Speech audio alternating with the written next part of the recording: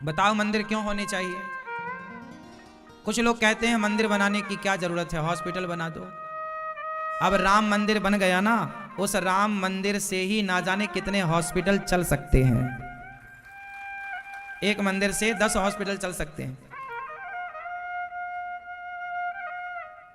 भाई हॉस्पिटल को चलाने के लिए भी तो पैसा चाहिए। अब आप समझिएगा, तिरुपति बालाजी का नाम सुना होगा आप लोगों ने। दक्षिण में तिरुपति बालाजी, तिरुपति बालाजी के चढ़ावे से पूरी सरकार चलती है। वहां की पूरा पैसा चढ़ावे का सरकार रखती है और उस पैसे से पूरा राज्य संचालित होता है। सोचिए, मतलब पैसा सरकार ही तो ले रही है, मंदिरों का पूरा सरकारी खजाने में जाता है। उसी से हॉस्पिटल बने हैं जो वो संचालित हो रहे हैं, गुरुकुल बने हैं वो संचालित हो रहे हैं। इसलिए मंदिरों का होना आवश्यक है और मंदिरों के माध्यम से जो सेवा कार्य होते हैं। अभी कोरोना काल में हमारे देश के जितने मंदिर थे, मंदिरों ने ही अधिकांश अन्य क्षेत्र बांटे, खूब सेवाएं की और जरूरत पड़ने पर सेवाएं हुई, खूब सारी सेवाएं हुई। तो मंदिरों का होना आवश्यक है। मंदिर आस्था का केंद्र है, हम सभी वहां से सीखते हैं। हमारे प्रभु राम बहुत कुछ सिखाते हैं।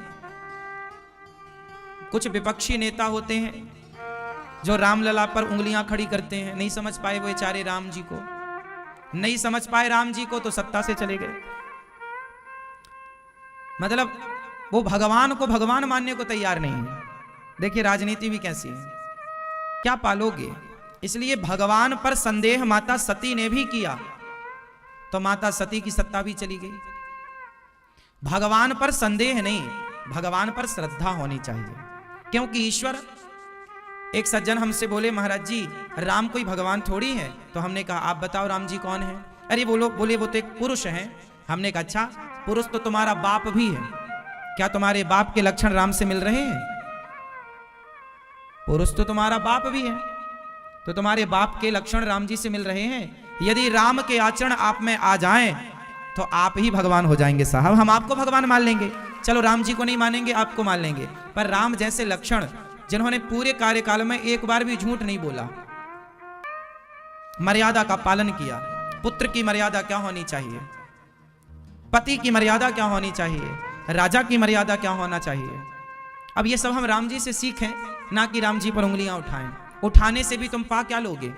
उठाने वाले नेताओं ने क्या पा लिया? सत्ता से जितने बने थे वो भी इस बार निपट जाएंगे, जो बची खुची थी अब वो भी चली जाएगी। राम जी भगवान नहीं है यदि आपके हिसाब से। यदि राम जी मनुष्य हैं तो जो मनुष्य का आचरण है, जो राम जी ने किया, और राम जी को कुछ लोग कहते हैं राम जी तो एक कल्पना है, राम जी कोई थोड़ी भगवान है, वो तो एक कल्पना है। अच्छा चलो थोड़ी देर के लिए हम तुम्हारी बात से सहमत हो भी जाएं और तुमसे कहें कि चलो राम जी यदि आपके हिसाब से कल्पना है तो ऐसी कल्पना कि जो बेटा अपने माँ बाप की आज्ञा का पालन करता है, यदि ऐसी कल्पना कोई माँ करे अपने बच्चे के लिए कि मेरा बेटा ऐसा हो जो मेरी आज्ञा का पालन करे, तो ऐसी कल्पना भी तो बुरी नहीं है। कल्पना में भी क्या बुराई है? पति कैसा होना चाहिए? रावण जैसा जो मंदोदरी के होते हुए दूसरों की स्त्री उठाए, या फिर राम जैसा जो पत्नी के लिए रावण से लड़ जाए? पति कैसा चाहिए आपको, रावण जैसा या राम जैसा? जो लोग कहते हैं काल्पनिक है राम, तो राम जी यदि तुम्हारे लिए कल्पना है तो भैया राम जैसे पति की कल्पना कौन स्त्री नहीं करती? पत्नी ही बता देगी। राम जी ने एक विवाह किया है, और कौन स्त्री है जो चाहती है कि मेरा पति 2 विवाह कर ले और 4 विवाह कर ले? आप में से कोई स्त्री चाहेगी कि मेरा पति 2 पत्नियां रखे या 4 पत्नियां रखे या 10 रखे? मैया आप चाहती हो कि आपका पति 2 रखे? 1 रखे ना सिर्फ आपको? तो राम जी में वही आचरण तो हैं जो आप चाहती हो, राम जी के वही लक्षण तो हैं जो आप चाहती हो, जो हर स्त्री चाहती है कि मेरा पति केवल मेरा हो, कोई और स्त्री की तरफ वो आंख उठाकर ना देखे। और राम जी के पास सूर्पनखा आई, राम जी ने आंख उठाकर नहीं देखा। राम जी पर उंगलियां उठाते हैं, एक बार उनसे पूछ लिया करो कि राम जी में बुराई क्या है, और अच्छाई यदि है तो आप अपने अंदर वो अच्छाइयां उतार लो, इसमें नुकसान क्या है? भाई कैसा होना चाहिए? भरत जैसा, राम जैसा। एक अच्छा भाई बनकर दिखाया राम ने, एक अच्छा बेटा बनकर दिखाया राम ने, एक अच्छा पति बनकर दिखाया राम ने, एक अच्छा राजा बनकर दिखाया राम ने। समाज को आईना दिखाने के लिए ना हमारे राम अवतार लिए हैं। अब ये मूर्ख लोग राम को समझ ना पाए, राम पर उंगलियां उठाए, सुपड़ा साफ हो गया। राम को हल्के में ले लिया नेताओं ने, हाँ या ना? राम को हल्के में ले लिया। राम को गंभीरता से लिए होते तो राम के आदर्शों पर चल रहे होते, और राम के आदर्शों पर चल रहे होते तो उनकी राजनीति भी बुलंदियों को छू रही होती। देखो पता ही नहीं कि राजनीति क्या है। राम की शरण में रहकर राजनीति करना है, राम के आश्रित रहकर नीतियों पर चलना है। राम से विरोध करके आप कौन सी राजनीति करेंगे? राम की शरण में रहकर के राजनीति कीजिए। हम राम के हैं, हम राम के आदर्शों पर चलने वाले हैं, फिर आप श्रेष्ठ राजनेता बन पाएंगे, हाँ या ना? इसलिए नेताओं से राजनीति भी नहीं आती, कहते हम नेता हैं। सबसे बढ़िया राजनीति तो प्रभु राम 13,000 वर्षों तक शासन काल था उनका, तो बिना राजनीति के शासन काल रहा होगा क्या? राम जी बहुत बड़े राजनीतिज्ञ हैं, रावण भी बहुत बड़ा राजनीतिज्ञ था। तो राम जी लक्ष्मण जी गए और सिर के पास खड़े हो गए, तो रावण ने कुछ नहीं बोला। राम जी से आए, लक्ष्मण जी बोले वो तो कुछ कहता ही नहीं है। बोले तुम खड़े कहाँ थे? बोले सिर के पास। बोले नहीं, उसके चरणों के पास जाके खड़े हो जाओ।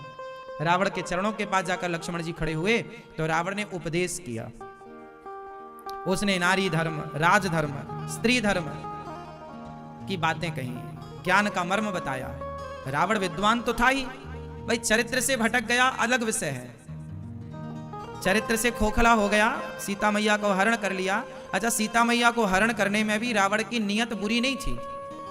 वो उसने तो अपने लंका वासियों के कल्याण के लिए सीता मैया का हरण किया कि राम जी इसी बहाने लंका में आएंगे और हम राक्षसों का मार करके उद्धार करेंगे,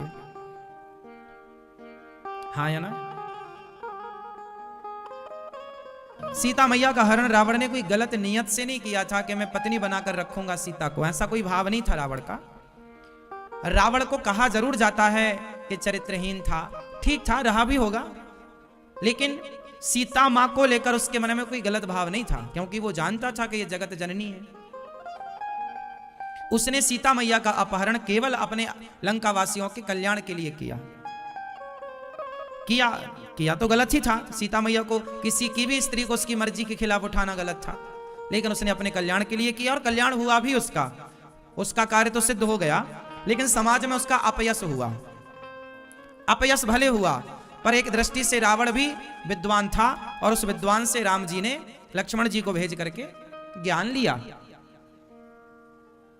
तो ज्ञान रावण को बहुत सारा था, राजनीतिज्ञ था रावण, बहुत बड़ा ज्ञानी था रावण, त्रिकालज्ञ था रावण, तीनों कालों को जानता था।